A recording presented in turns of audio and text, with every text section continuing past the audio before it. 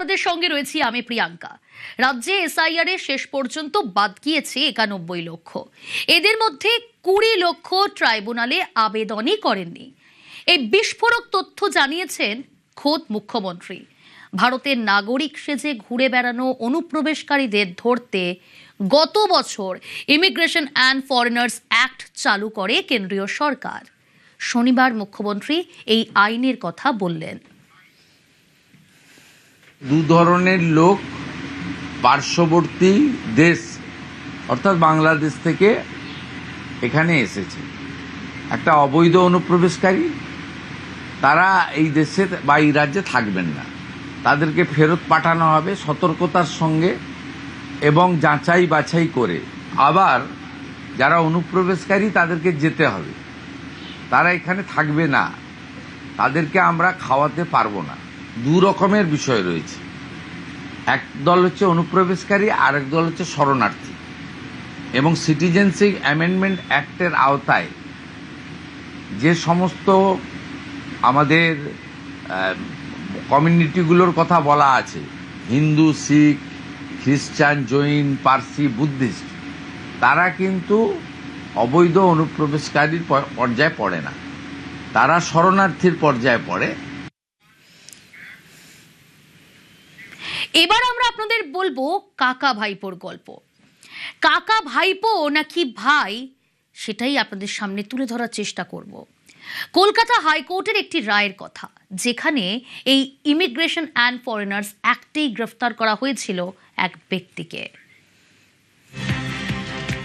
অনুপ্রবেশকারী সন্দেহে গ্রেফতার নাসির মোল্লা। এসআইআরও নাসির মোল্লার নাম বাদ গিয়েছে।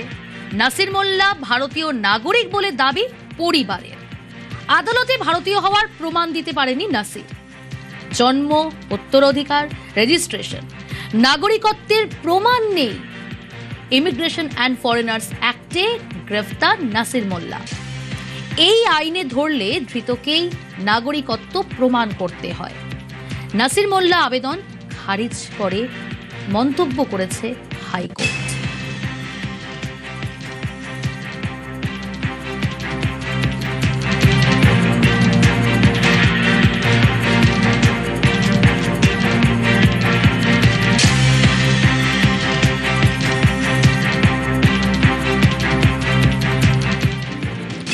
ইমিগ্রেশন অ্যান্ড ফরেনার্স অ্যাক্টে গ্রেফতার নাসির মোল্লা। যেমনটা বললাম আপনাদের, 18 জুন 2026 নাসির মোল্লাকে গ্রেফতার করে পুলিশ।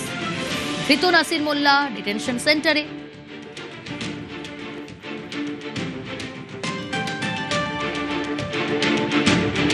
জানার চেষ্টা করব যে এই মামলায় রাজ্যের তরফে কি জানানো হয়। অর্ণব রয়েছে আমার সঙ্গে। অর্ণব, এই মামলায় রাজ্যের তরফে ঠিক কি জানানো হয়েছে? দেখো, রাজ্যের তরফে পুলিশ যখন তাকে আটক করে এবং এই মুহূর্তে এখনো পর্যন্ত জলঙ্গি, মুর্শিদাবাদের জলঙ্গির যে হোল্ডিং সেন্টার বানানো হয়েছে এই ধরনের বিষয়গুলি ট্রিটমেন্ট করার জন্য, সেখানেই এই নাসির মোল্লা রয়েছে। এবং নাসির মোল্লাকে জিজ্ঞাসাবাদ করার সময় তাকে রাজ্যের পুলিশ বারবার সুযোগ দেয় যে তিনি যে ভারতীয় এই দাবি করছেন তার সপক্ষে প্রমাণগুলো দিতে। কিন্তু তিনি নিজে স্বীকার করে নিয়েছেন তিনি বাংলাদেশের বাসিন্দা, কিন্তু তার বাবা মা এখানে থাকতেন। কিন্তু বাবার নাম বা মায়ের নাম বললেও তারা কোথায় থাকতেন তিনি বলতে পারছেন না। বিচারপতি কলকাতা হাইকোর্টে দেবাংশু বসাকে ডিভিশন বেঞ্চ সুযোগ দেয় তাকে যে তিনি বলুন, অন্তত আদালত তার যে ক্ষমতা তার বাইরে বেরিয়ে এই সুযোগ দেবে তাকে ভারতীয় নাগরিক প্রমাণ করার, যে বাবা মা কোথায় থাকতেন, যদি তাদের মৃত্যু হয়ে থাকে প্রয়োজনে তাদের কবর থেকে ডিএনএ স্যাম্পেল তুলে এই যুবকের সঙ্গে ম্যাচ করিয়ে যদি প্রমাণ পাওয়া যায়, সেই জায়গাটিও নির্দিষ্ট করে বলতে পারেনি। তাই রাজ্যের এজেন্সির যে সওয়াল, সেই সওয়ালটাতে কার্যত এক প্রকার নিশ্চিত হয়ে যায়। এবং আরও নির্দিষ্ট করে বললে এই নাসির মোল্লা নিজেকে কার্যত বাংলাদেশি বলেই নিজেকে স্বীকৃতি দেয়। এই অবস্থায় যদিও এই নাসির মোল্লা, তার বয়স 46 বছর, কিন্তু তার হয়ে মামলা করেছেন তার কাকা 38 বছর যার বয়স। সেই 38 বছরের কাকা ভাইপো কি করে 46 বছর বয়স হয়, এই প্রশ্নও কিন্তু কলকাতা হাইকোর্টের এই মামলার সময় এসছে এবং সেটাও কিন্তু আদালত বিচার বিবেচনা করেছে। ওকে অর্ণব, রাজ্যের তরফে কি জানানো হয় তুমি তো বললে, কিন্তু বিচারপতি দেবাংশু বসাক কি নির্দেশ দেন? দেখো, বিচারপতি দেবাংশু বসাক ডিভিশন বেঞ্চে একটি হেভিয়াস কর্পাস মামলা অর্থাৎ ক্ষেত্রে কাকা সুমন মোল্লা নাসির মোল্লাকে খোঁজার জন্য আদালত হস্তক্ষেপ করুক এই আবেদন করে মামলা হয়। তোমার মনে থাকবে বীরভূমের সেই বাসিন্দা তাদের বাংলাদেশ থেকে নিয়ে আসার জন্য তৎকালীন হাইকোর্টের একটা রায়।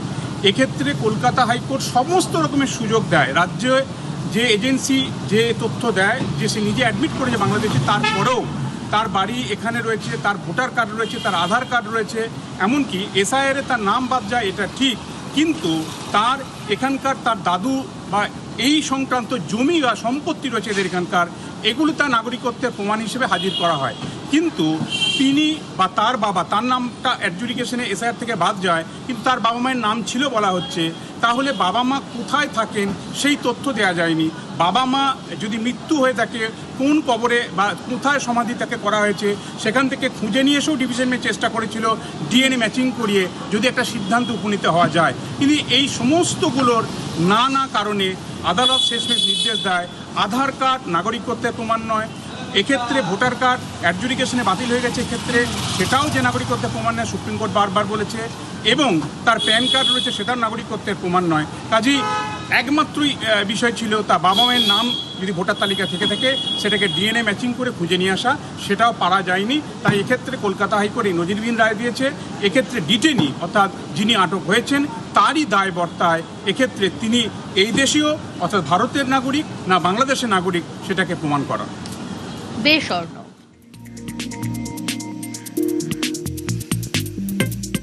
এদিকে শুরু হয়ে গেল জনগণনা। সরকারি প্রতিনিধি আপনার বাড়িতে পৌঁছানোর আগে আপনি নিজেই নিজের সম্পর্কে কিছু তথ্য সরকারকে দিয়ে দিতে পারেন। তার জন্য জনগণনার পোর্টাল খোলা হয়েছে।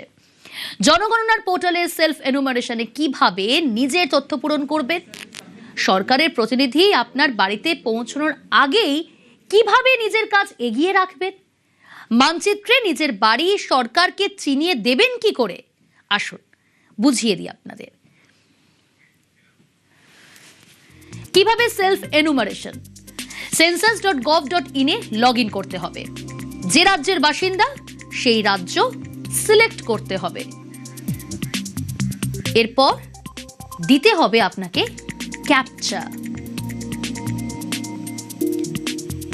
ওয়েলকাম স্ক্রিন, সেই ওয়েলকাম স্ক্রিনে পরবর্তী ধাপগুলির বিষয় নির্দেশ। পরিবারের প্রধানের নাম ও মোবাইল নম্বর দিতে হবে সেখানে, অর্থাৎ পুট করতে হবে। পছন্দের ভাষা তালিকা থেকে নির্দিষ্ট করে দিতে হবে। আপনার যেটা পছন্দের ভাষা সেটা তালিকা থেকেই নির্দিষ্ট করে দেবে। মোবাইলে যাওয়া ওটিপির মাধ্যমে যাচাই হবে। আপনার মোবাইলে যে নম্বর, সেই নম্বর যখন দেবেন সেখানে ওটিপি, সেটার মাধ্যমে যাচাই করতে হবে। জেলার নাম, পিনকোড ও নিকটতম ল্যান্ডমার্ক নির্বাচন। মানচিত্রে একটি মার্কার ল্যান্ডমার্ক নির্দেশ করবে।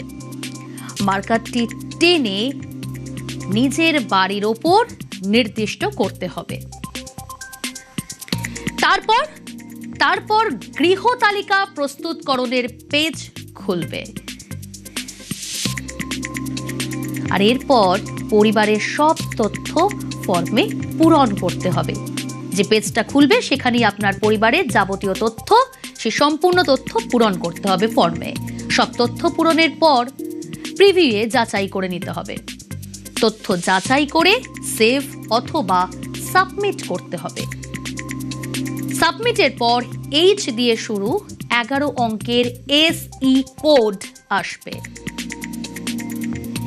এসই কোড এসএমএস ইমেলের মাধ্যমেও পাঠিয়ে দেওয়া হবে। বাড়িতে জনগণনা করতে এলে এসই কোড বলতে হবে।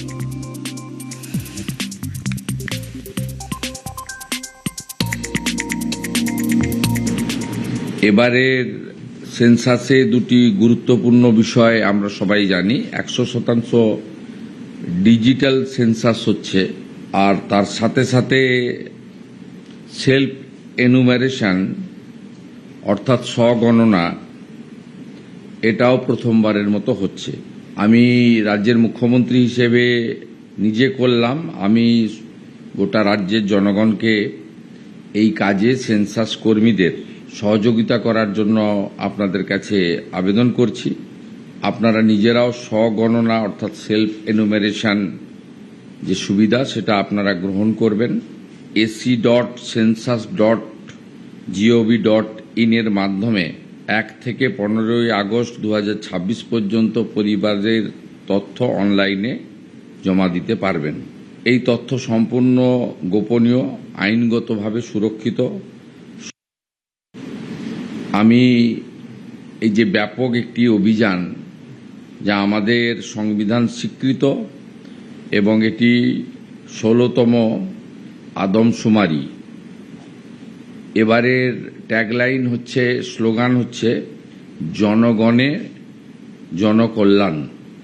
এই কর্মসূচির সফলতা প্রার্থনা করি এবং সমস্ত জনগণের অংশগ্রহণের মধ্য দিয়ে বিকশিত ভারতের লক্ষ্যে আধুনিক আদমশুমারি অর্থাৎ সেন্সাস সফল হোক।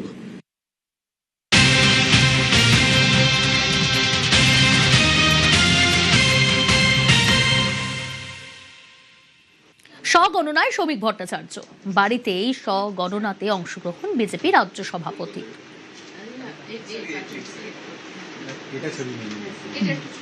আমাদের দেশের এই মুহূর্তের যে জনসংখ্যা সেটা নির্ভুলভাবে যাতে ভারত সরকারের কাছে নথিভুক্ত হয় সেটাই দেখা, এবং এতে প্রত্যেকটি সচেতন নাগরিকের অংশগ্রহণ করা উচিত। তারা ডিটেলস আমাকে দিয়ে ফর্ম ফিল আপ করালেন, বাড়ি কি দিয়ে তৈরি, বাড়িতে কতজন সদস্য আছেন, তার মধ্যে কতজন বিবাহিত আছেন, এবং বাড়িতে কি কোন জল আসে, কিভাবে এই বাড়িতে রান্না হয়, এই সমস্ত ডিটেলস তারা নিচ্ছেন। প্রক্রিয়া শুরু হলো। 140 কোটির দেশ সময় লাগবে এবং এতে অংশগ্রহণ করতে পেরে আমি অত্যন্ত খুশি।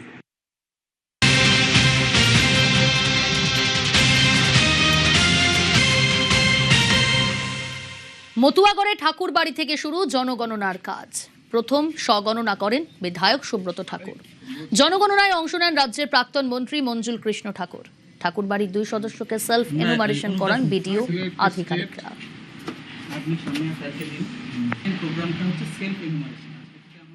সারা ভারতবর্ষ জুড়ে জনগণনা যেটা সেন্সাস, গাইঘাটা বিধানসভার মধ্যে আমাদের বিডিও অফিস থেকে সম্মানীয় আধিকারিক মহোদয় তারা এসছেন।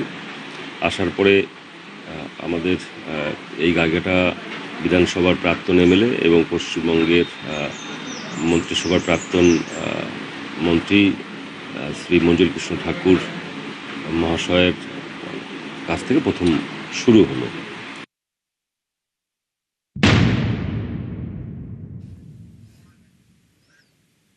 এসআইআর, আমরা দেখেছি ভোটের আগে এসআইআর নিয়ে বিতর্ক কিন্তু কম হয়নি।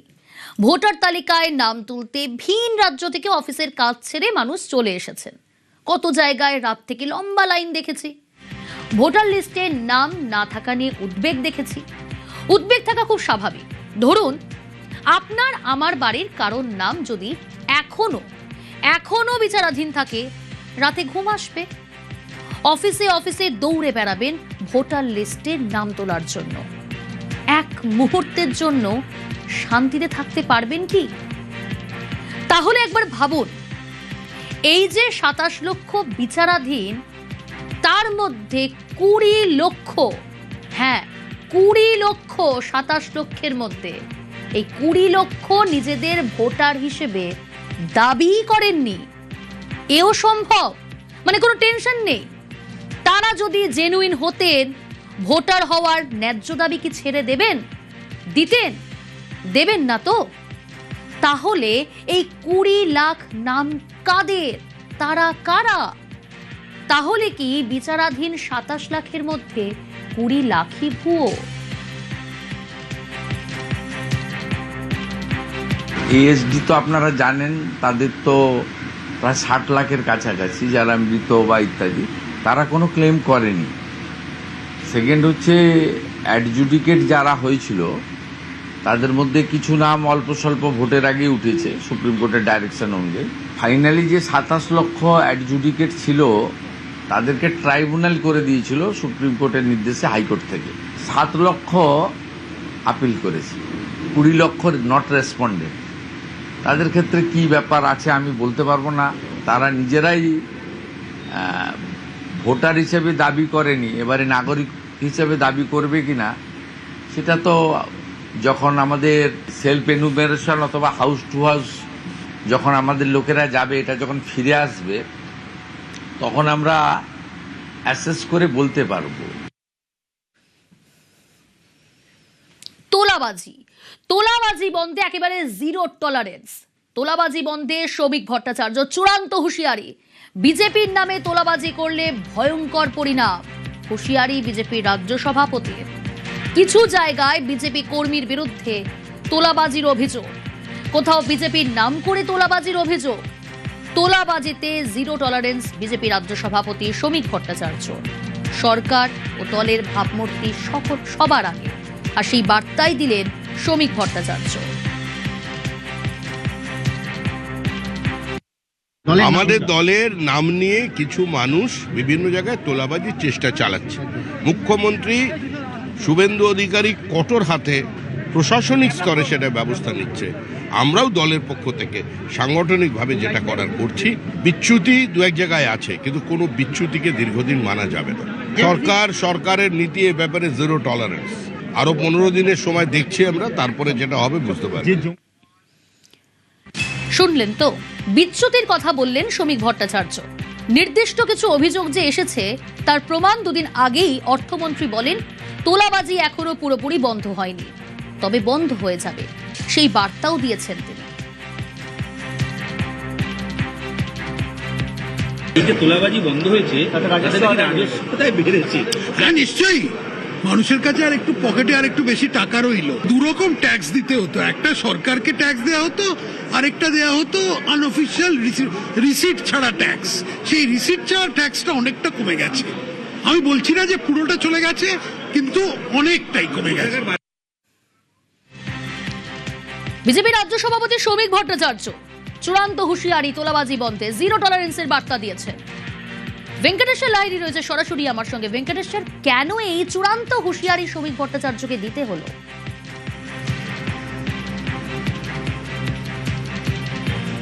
দেখো, এখনো পর্যন্ত বিজেপি সূত্রে যেটা জানা যাচ্ছে যে বেশ কিছু কয়েকজনের বিরুদ্ধে এই ধরনের তোলাবাজির অভিযোগ আসছে, তবে দল যে এটাকে মোটেই হালকাভাবে নিচ্ছে না সেটা কিন্তু স্পষ্ট করে দিয়েছেন আজকে বিজেপির রাজ্য সভাপতি শ্রমিক ভট্টাচার্য।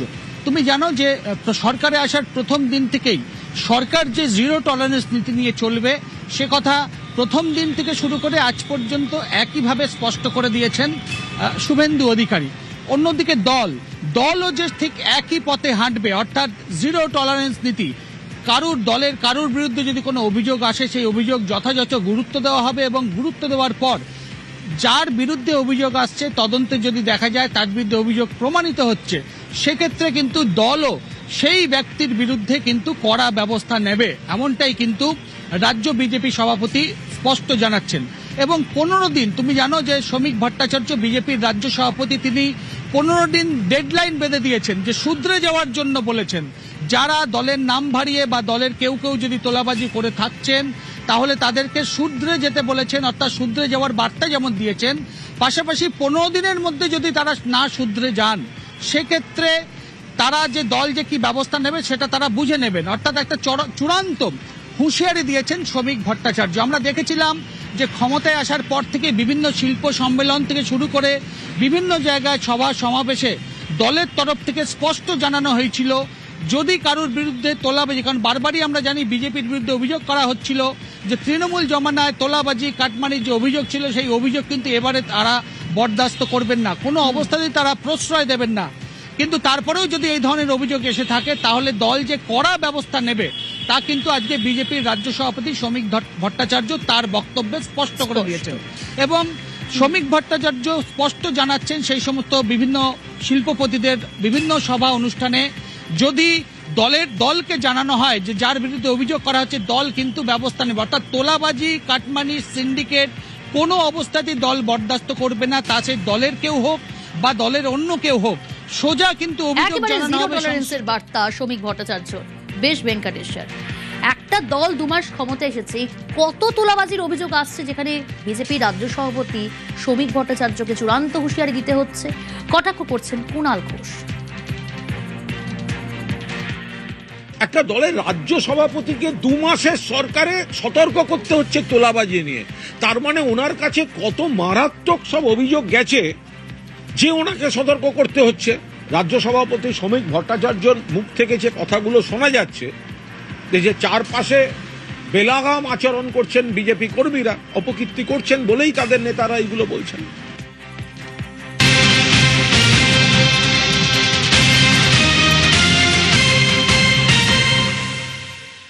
বিজেপির নাম করে তোলাবাজি তৃণমূল নেতার, ভুয়ো চিঠি দেখিয়ে তোলাবাজি, থানায় অভিযোগ বিজেপির, বাড়ির সামনে বিক্ষোভ। कब हुआ था? वो कब हुआ? वही मैंने लगाया। कैसे कर लिया? किससे पूछा? डिस्ट्रिक्ट प्रेसिडेंट से पूछा था उसको मिलाइए। और दूसरा बात, अभी का अभी सारा बैनर खुलना चाहिए। अगर नहीं हुआ तो जहाँ दिखेगा वही मारना है। और दूसरा कि हॉकर लोग को बोला जा रहा है, मेरे वहाँ पे मेरे मंडल में ढुक के आदमी को बोला जा रहा है कि ये हम लोग का बीजेपी का इसमें ज्वाइन बोला होगा ना, हम लोग नहीं बोला होगा। अरे वो मोदी जी का फोटो लगा के मेरे मंडल में लगा के रखा है। कौन? क्या आपका बैनर का फोटो दिखा दो। अभी बुला अब है कि नहीं वो तो টেলিফোন লাইনে রয়েছে প্রতিনিধি দেবাশিস। বিজেপির নাম করে তোলাবাজি তৃণমূল নেতা, অভিযুক্ত তৃণমূল নেতার সাফাইটা কি? তার দাবি হচ্ছে যে তারা দীর্ঘদিন ধরে দেখেছে যে তৃণমূল আমলে কি লেভেলে দুর্নীতি হয়েছে, ট্রেড ইউনিয়ন নামে তোলাবাজি হয়েছে, তাই স্বচ্ছ একটা ট্রেড ইউনিয়ন খুলে সাধারণ মানুষ বা যারা খেটে খাওয়া মানুষ তাদেরকে সদস্য করে তারা সঠিক পথে নিয়ে যাবে, এটা হচ্ছে তার টার্গেট। এবং এই টার্গেটেই তৃণমূল নেতা কার্যত 4 তারিখের পর সে বিজেপির নেতা হয়ে গেল। এমনকি শুধু তাই নয়, নির্মলা সীতারামন থেকে শুরু করে দিলীপ ঘোষ তাদের নামে সই করে বিভিন্ন ব্যাট ছাপানো, এমনকি বিল ছাপিয়ে টোটোওয়ালা দোকানদারদের থেকে মোটা অঙ্কের টাকা নিতে শুরু করলো সদস্য পদের নাম করে। এমনকি গোটা এলাকা হাওড়ার ব্যাটরা, কদমতলা, পাওয়ার হাউস, নেতাজি সুভাষ রোডের বিভিন্ন এলাকায় বড় বড় পোস্টার, সেই পোস্টারে কার্যত দেখা গেছে যে কোথাও নরেন্দ্র মোদীর ছবি, কোথাও শুভেন্দু অধিকারীর ছবি, এই সব ছবি দিয়ে ট্রেড ইউনিয়নের নামে তোলাবাজি করে যাচ্ছে। বিভিন্ন তথ্য সংগঠনের তৈরি করছে, কোথাও আবার অসংগঠিত শ্রমিকদের সংগঠন তৈরি করেই টাকা তুলছে কে? একজন তৃণমূল নেতা কুঞ্জ বিহারী সান্থালিয়া ওরফে বাবলু সান্থালিয়া। শোনাই দর্শকদের তার কি বক্তব্য। আমার নামে 1 টাকাও যদি আপনি দেখাতে পারেন 1 লক্ষ টাকা আমি পুরস্কার দেবো। আমরা এইসব কাজ নোংরা কাজে থাকি না। আমি 100 ক্লাব দিয়ে কানেক্টেড, সব জায়গায় আমি চিফ গেস্ট, ভালোবেসে আবেগে কাজ করি। এইটাই এখন আপাতত, যেহেতু আমার মিসেস একটা বড় মুখ ছিল হাওড়া, লোকে ভয় দেখিয়ে তারপরে একটা দাঁড়িয়ে আসছে এটা দাও, নাহলে তোমার কিছুই লাগবে। কারো নিজের স্বার্থ হতে পারে, ব্যক্তিগত রাগ হতে পারে, কারো স্বার্থ হতে পারে, সেটা থেকে মেটাতে পারবো না। এরা বিভিন্ন সময় দুর্নীতিগ্রস্ত সরকার, তৃণমূল সরকার চলছে, তখন এই ভদ্রলোককে দেখেছি এরা আগের যে মুখ্যমন্ত্রীর ছবি, অরূপ রায়ের ছবি দিয়ে এরা বিভিন্ন ক্রাইম করেছে, দুর্নীতি করেছে, অর্থ তুলেছে। তা এর বিরুদ্ধে যখন ইনি আমাদের বিজেপির এসব নাম ব্যবহার করছে, আমরা থানাতে চিঠি দিয়েছি, ইমিডিয়েট এইসব লোককে আপনাদের গ্রেপ্তার করতে হবে। আমি ঐতিহ্য পাছাল, উচ্চ মাধ্যমিকে আমি সেকেন্ড হয়েছি। আমার এই সাফল্যের পিছনে রায় মার্টিনের কোশ্চেন ব্যাংক ইংলিশ ও প্রশ্ন বিচিত্রা বই দুটির অবদান সত্যিই অনস্বীকার্য। রায় ও মার্টিন। আমি ঋতব্রত নাথ, উচ্চ মাধ্যমিকে আমি সেকেন্ড হয়েছি। আমার এই সাফল্যের পেছনে রায় ও মার্টিনের কোশ্চেন ব্যাংক ইংলিশ ও প্রশ্ন বিচিত্রা বই দুটির অবদান সত্যিই অনস্বীকার্য। রায় ও মার্টিন। জঙ্গি হামিম মণ্ডলের বান্ধবী অর্পিতা সরকার, তাকেও গ্রেফতার করেছে বেঙ্গল এটিএস। কিন্তু এই অর্পিতা সরকারের সঙ্গে হামিম মণ্ডল তার যোগাযোগ কতদিনের, কিভাবেই বা এটিএস খোঁজ পেল হামিমের বান্ধবী অর্পিতা সরকারের? সব প্রশ্নের উত্তর জানার চেষ্টা করব, আপনাদের জানাবো। সরাসরি রৌনক রয়েছে আমার সঙ্গে। রৌনক, এটিএস এর জালে এবার জঙ্গি হামিমের বান্ধবী অর্পিতা সরকার, হামিমের বান্ধবীর খোঁজ পেল কিভাবে এটিএস, এবং একই সঙ্গে জানতে চাইবো কিভাবে যোগসাজশ হামিম মণ্ডলের সঙ্গে অর্পিতার।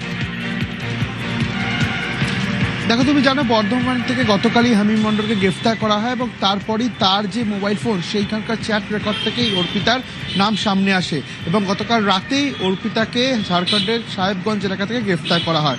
এবং এসটিএফ সূত্রে আমরা এটা জানতে পাচ্ছি যে গত 4 বছর ধরেই হামিম মণ্ডল এবং অর্পিতার যোগাযোগ রয়েছে এবং এটা প্রথমে সামাজিক মাধ্যমে যোগাযোগ স্থাপন হয়, পরবর্তীতে একাধিকবার তারা দেখাও করে এবং জানা যাচ্ছে এখানে যে পদ্ধতি ব্যবহার করেছিল হামিম সেটা হলো হানি ট্র্যাপ।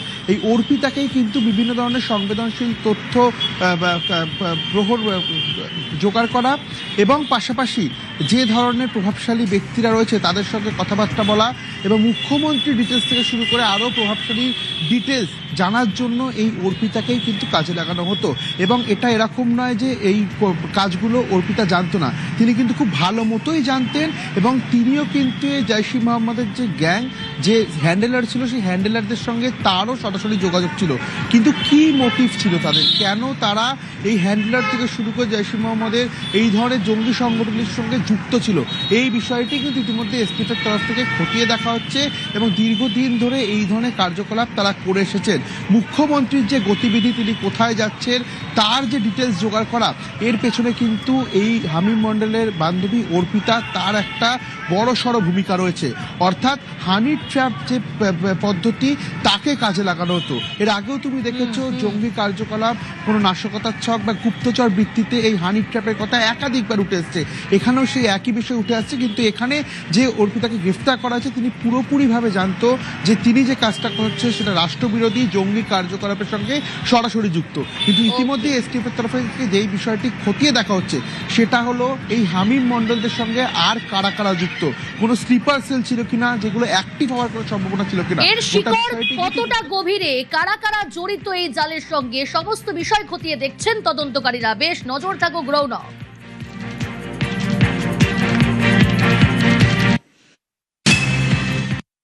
আমরা যেটা পেয়েছি কি হামিম অর্পিতার সাথে লাস্ট অলমোস্ট 4 বছর ধরে ওর সঙ্গে ইন্টারাকশন আছে, ইনস্টাগ্রাম বেসড ইন্টারাকশন ছিল, তারপরে এরা দেখাও করতো, একরকম অ্যাফেয়ারই বলা যায়।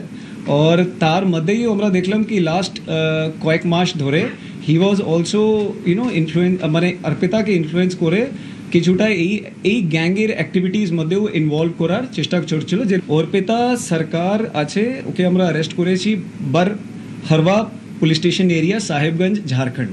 অর্পিতা সরকার মেনলি ওখানকার ছিল, মাঝে মাঝে এখানে আত্মীয়দের সঙ্গে দেখা করতে যখন আসতো তখন এই ছেলেটির সঙ্গেও দেখা হতো ওরা।